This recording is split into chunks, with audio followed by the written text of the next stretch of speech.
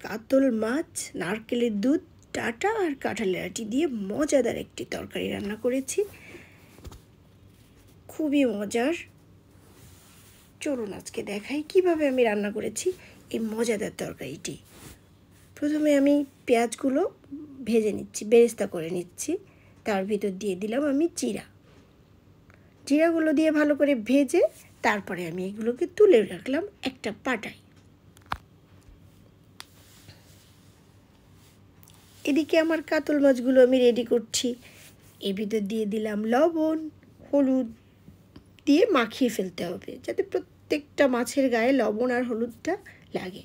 এদিকে আমি কড়াইতে তেল গরম দিয়ে দিয়েছি। ওই গরম তেলের ভিতর ছেড়ে দিলাম এবার কাতল মাছগুলো। এবার আমি এক পিঠ ভালো করে ভাজা হয়ে গেলে অপর পিঠ উল্টিয়ে আমি ভেজে নেব। ভাজাটা হয়ে গেলে আমি তুলে নেব। ভাজা আমার হয়ে গেছে, আমি একটা একটা করে তুলে নিচ্ছি।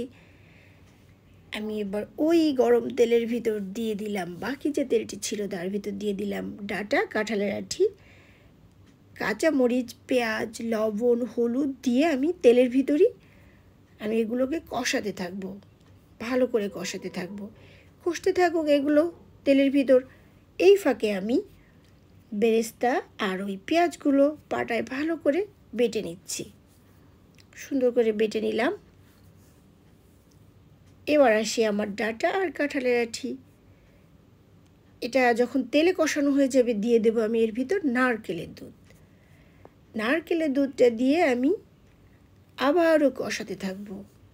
যখন নারকেলের দুধটা কষাতে কষাতে ডাঁটার গায়ে একদম মাখো মাখো হয়ে যাবে, তখন আমি এর ভিতর দিয়ে দেব গরম পানি, ঝোল। আমি যেটা এখন যে ঝোলটা রান্না করব সে ঝোল দিব। এই ঝোলের ভিতর আমি কিছুটা অর্ধেকটা বেরেস্তা দিয়ে দিচ্ছি। আর যখন এই ঝোলটা ফুটে উঠবে তখন আমি ভেজে রাখা মাছগুলো দিয়ে দিচ্ছি,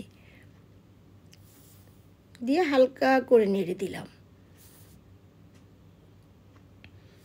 ঝোলটা যখন কিছুটা ঘন ঘন হয়ে আসবে তখন আমি বাদ বাকি যে আমার বেরেস্তাটা ছিল ওটা দিয়ে দেব। ওটা দিয়ে আমি এখন ভালো করে চাল করতে থাকবো। তরকারিটা একটু ঘন ঘন হয়ে আসবে, আলতোভাবে আমি একটু উঁচু করে করে দিচ্ছি যাতে করে ওই বেরেস্তার মশলাটা সব জায়গায় যায়। খেয়াল রাখতে হবে মাছগুলো যাতে ভেঙে না যায়। এই মাছগুলো এই তরকারিটা গরম গরম ভাতের সাথে অসাধারণ খেতে। হয়ে গেছে আমার তরকারি, দেখুন কি কালার আসছে। Thanks for watching.